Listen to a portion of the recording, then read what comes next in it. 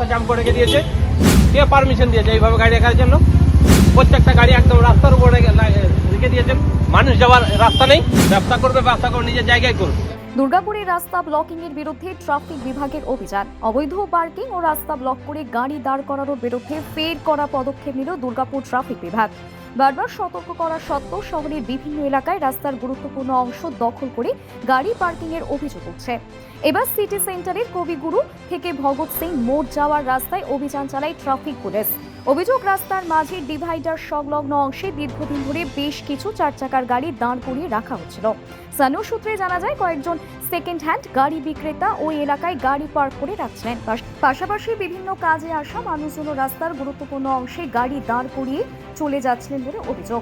এদিন ট্রাফিক বিভাগের পক্ষ থেকে ব্যবসায়ীদের রাস্তার ডিভাইডার বা চলাচলের অংশ ব্লক করে গাড়ি না রাখার জন্য কড়া সতর্কবার্তা দেওয়া হয়।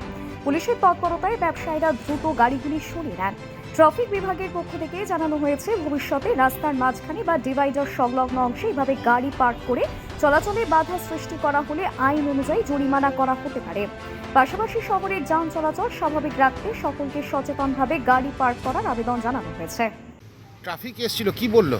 হ্যাঁ, আমাদের এখানে দু একটা গাড়ি হয়তো হয়ে গেছিলো। এগুলো পাবলিকেরও গাড়ি থাকে, সবাই ভাবে আমাদেরই গাড়ি। আমাদের জাস্ট দুটো গাড়ি ছিল, সরিয়ে দিয়েছি আমরা, আর কোনোদিন রাখবো না। ঠিক আছে, এই ডিভাইডারে রাখলে তো অসুবিধা হয় লোকের। না হয়, অবশ্যই হয়। এটা আর কি আমাদের নিজেরা যাতায়াত করি তো, ওইটাই রেখেছিলাম। এই বাড়ি যাওয়ার সময় নিয়ে চলে যায়, এইটাই আর কি। এখন না, স্যার বললো যে ডিভাইডারের উপর কোনো গাড়ি রাখা যাবে না, মানুষের চলাচলের জন্য অসুবিধা হচ্ছে। স্যার বলাতে গাড়ি সবাই সরিয়ে নিলাম, কেউ গাড়ি হচ্ছে কি আর রাখলাম। আপনাদের এগুলো বিক্রির গাড়ি? হ্যাঁ, বিক্রি গাড়ি। আপনার নাম? আমার নাম সুভাষিস অধিকারী। শুধু এটা দুর্গাপুরের সমস্যা নয়, সারা পশ্চিমবঙ্গের সমস্যা।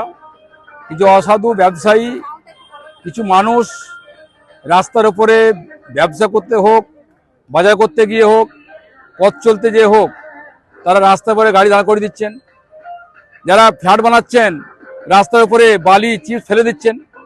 আমাদের মাননীয় মুখ্যমন্ত্রী মাননীয় অমিত পাল বলেছেন যে কোনো অবৈধ পার্কিং, কোনো অবৈধ বালি, কোনো অবৈধ লোহা, কোনো অবৈধ গিটি রাখা চলবে না।